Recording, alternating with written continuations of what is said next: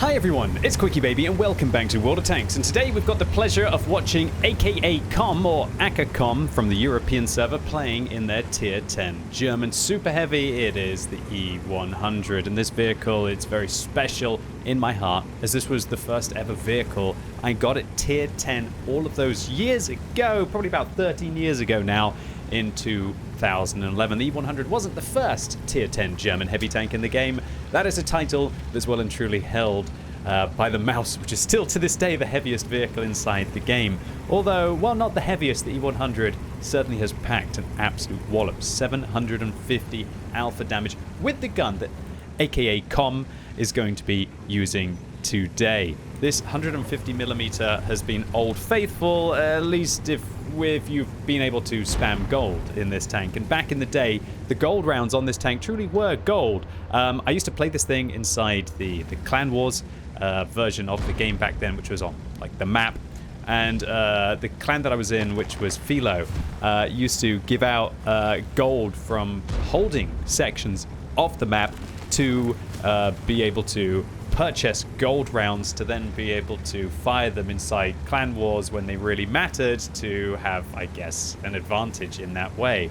And while clans didn't exactly pay for those gold rounds, man, it was probably one of the best changes that Wargaming ever made when they made gold rounds available for, albeit a substantial amount of credits. An interesting way to handle the problem.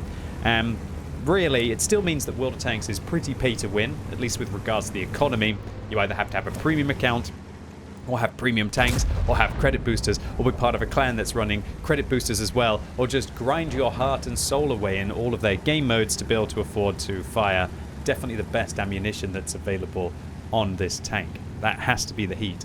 There is another gun that you can choose to use on this vehicle. You use the 124, is it 128mm? That hits for 530 since it's been buffed, and it has really good damage per minute.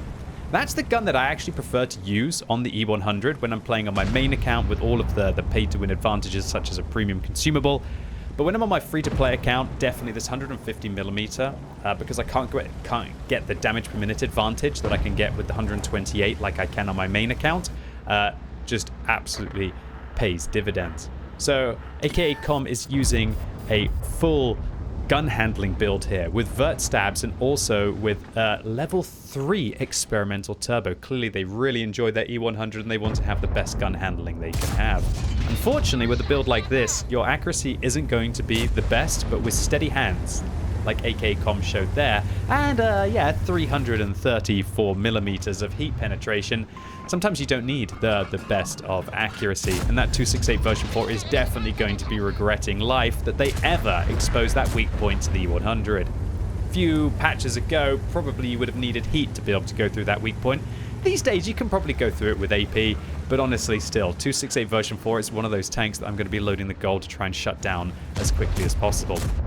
Okay, so akacom, having punished that naughty object 268 version 4, is now turning their attention to the Type 4 Heavy, and that is as juicy of a tank as you can ever get to shoot with this big boy German howitzer. That is the easiest 750 damage, although the shell rolled for 800 akacom is ever going to get in their life. But unfortunately, while akacom is doing a good job here, the Object 430U and the E75 get shut down super hard, and so instead of advancing towards the windmill, akacom is going to drop off a little bit, and I think that's by far the most sensible thing to do. The only real need to get that windmill is if you're playing in a game where there's lots of artillery. But as this is a kosher, a fat-free game here, then akacom doesn't have to worry about the pigs in the sky coming his way. So now, the Type 4 Heavy, yeah, just instant regret. Two nice rolls there on the Type 4 Heavy, meaning that they're not left on a paltry amount of hit points. They are shut down. And now akacom is just showing that it's just making it look easy. But it is easy when all of your opponents have just kind of like the perfect armor for these disgustingly efficient heat rounds to be able to brutalize their way through. And when you stack that up with not only a Bond gun rammer, but also with a rammer directive there to be able to further improve the rate of fire of this tank. Not only does akacom hit hard, they've also got the damage per minute, which this vehicle, it's not famous for. It's only got 2,250 damage per minute with the derp gun. You can elevate that up to a point where akacom is able to just keep grinding through the opponents. Definitely not fast, Maybe if you were playing another heavy tank in this scenario, akacom might be up to more, but would it really have been as nonchalant? You know, would they have been able to angle their armor between each of the shells as well as akacom has? Probably not. If you're playing a Super Conqueror, if you want to shoot their lower plate, you have to expose yours. And while I'm not saying that the E100 has a good lower plate, that's definitely not the case. Wow, sneaky shot there underneath the wreck of their E75 into an equal tier heavy tank on the enemy team. Yeah, and while I'm not saying the E100's lower plate is fabulous, like the upper hull on this tank is decent. And if you can manage to use your gun depression, 7 degrees, not terrible on this vehicle. And the E100 can be fairly sneaky in these kind of scenarios. It's got just enough, unlike some of the Soviet heavy tanks, to be able to depress the gun and shut down the M454.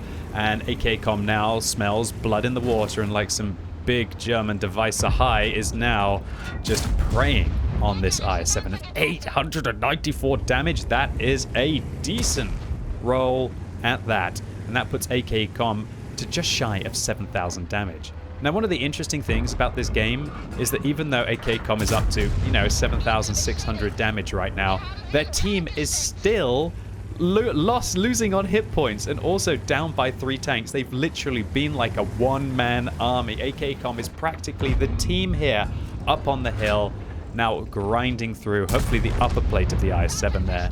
And that's that 334 heat right there. AP would have undoubtedly ricocheted, and a lot of the heat rounds in the game, even that one was a 50-50 as to whether it was going to go through the original tier 10 Soviet heavy. Okay, so now up to 8,000 damage. akacom has single-handedly created a graveyard on top of the hill. Picking up 4 kills and that wonderful 8,000 damage has kept their team in this battle. One of the other interesting things about this game is that akacom is trying to do HT-15 tempered steel for the Object 260. And this mission, it requires you to cause, receive, or block a total of 14,000 damage. However, considering that the E100's armor is not actually holding up very well here, or at least maybe because akacom's opponents aren't even shooting them, and they've only blocked 980, they're getting close to doing one of the hardest missions to do on any heavy tank in the game, almost with kind of like pure damage and hit point loss alone. Talk about hit point loss, that was the first bad thing that akacom did all game. And that is, got a bit confident, exposed the ridge. It's easy to get confident when you had like pretty much over 2,000 hit points and you've been up to over 9,000 damage now. But yeah, exposing yourself to an Object 704, that is very 2011 World of Tanks right now. I remember playing my E100 back in the day. I was terrified of the top tier tank destroyers back then, which were the Jagdtiger and the Object 704. And they were top tier before the tier 10 tank destroyers were added in several years later. Jagdtiger, I just hated playing against it. 704 as well. They had great penetration on their standard rounds, and back then, premium rounds were only available if you spent gold, and so nobody was firing gold rounds. So a lot of the tanks that you worry about now that have very good gold pen, you didn't worry about then. You were worrying about the vehicles like the 268 that had 286 millimeters of standard pen, enough to be able to contest the E100's armor. And also back in the day, the E100 had way worse armor on its chubby cheeks, like a gerbil that's had one too many snacks. And even standard rounds would be able to deal with them.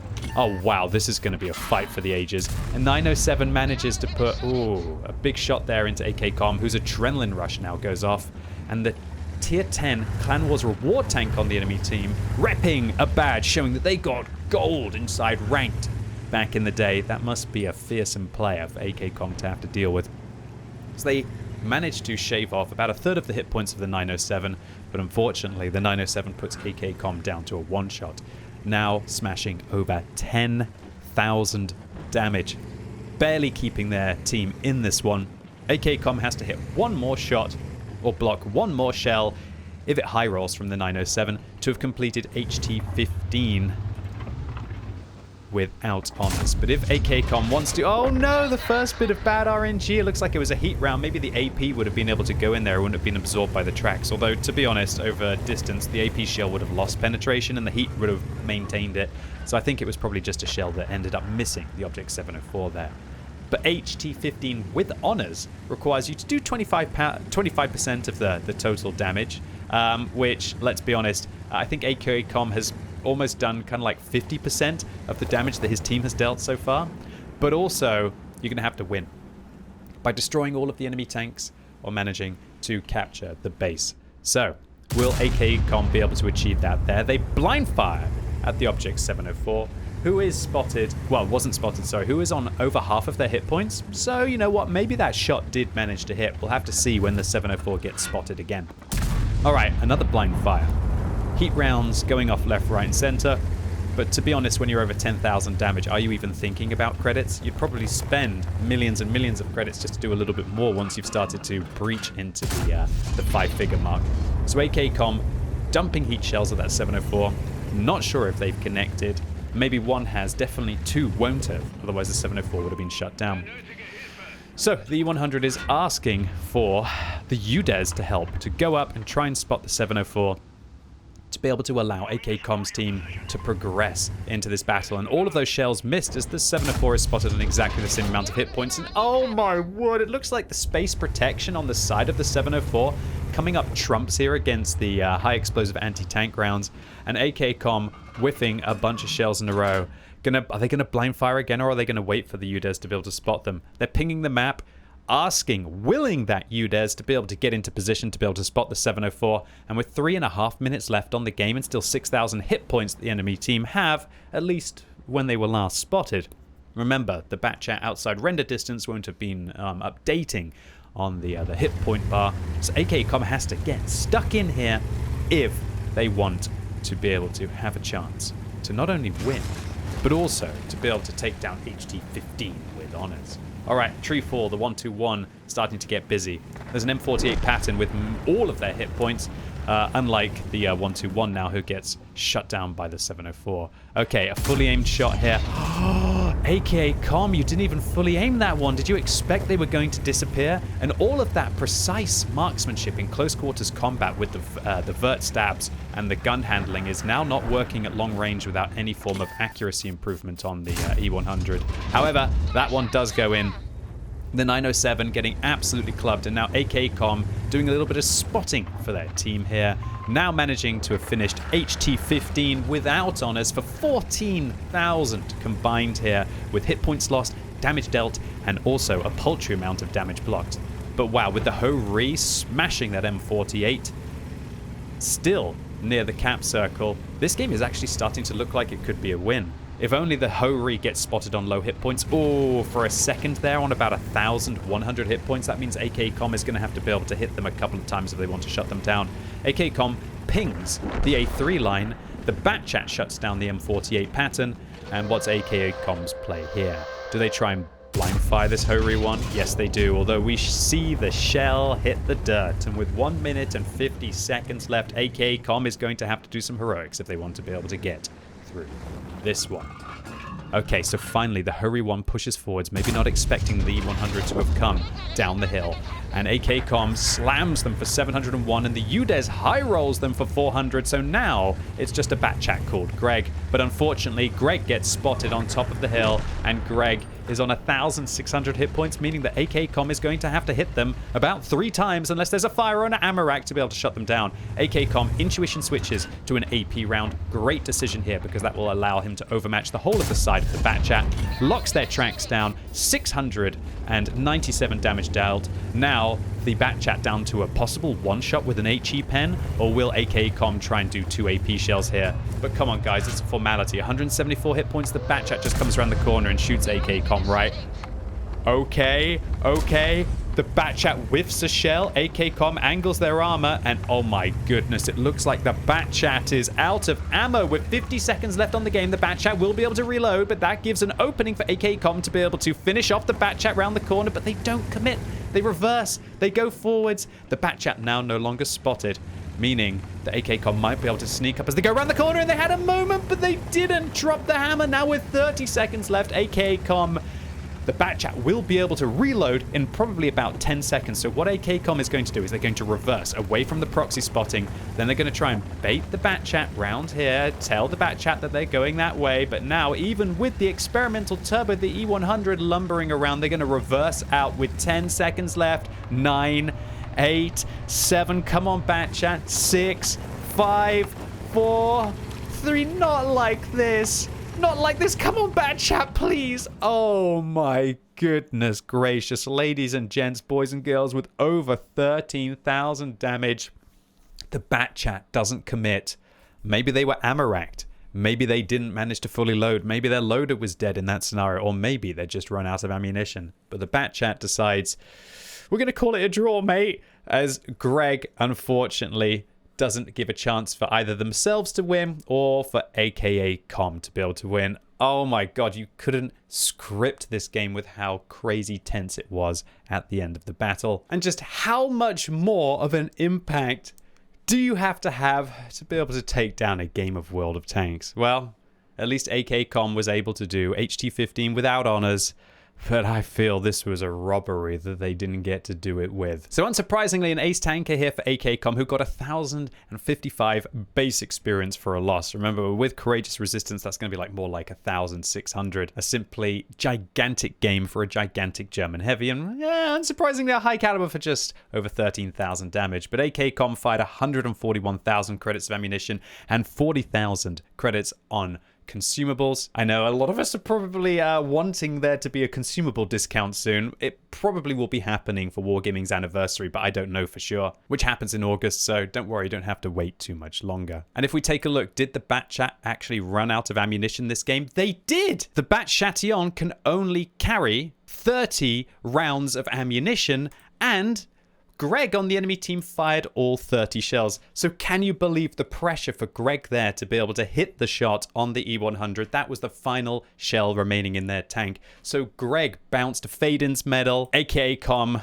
misses one of the best carries I've ever seen in an E100. So we can't blame Greg there for not trying to drive out in front of the E100, because it would have literally just been feeding the enemy a win. So, akacom, congratulations to you on this epic game in my first ever Tier 10 Heavy. I still love to see people smashing big E100 games, and thank you so much for uploading it on the What Replays website for the community to enjoy. I thoroughly did, which is why I wanted to feature it on YouTube today, and I hope all of you out there watching this video enjoyed it as much as I did. If you did, give it a thumbs up. If you hated it, give it a thumbs down. And if you're watching this video as it's released on Friday, I'm going live all day on twitch.tv/QuickyBaby with Vickers gameplay on my new account. I managed to get number 31. I'm totally stoked about it. Going to christen it today. And also there are the final Aquino Twitch drop tokens. So come and get them. And if you've been collecting them, make sure you spend them before the 31st of July. Otherwise they will disappear. So really looking forward to seeing you live right now for an exciting Friday stream. And as always, thank you so much for watching. You've been epic, and hopefully I'll see you soon.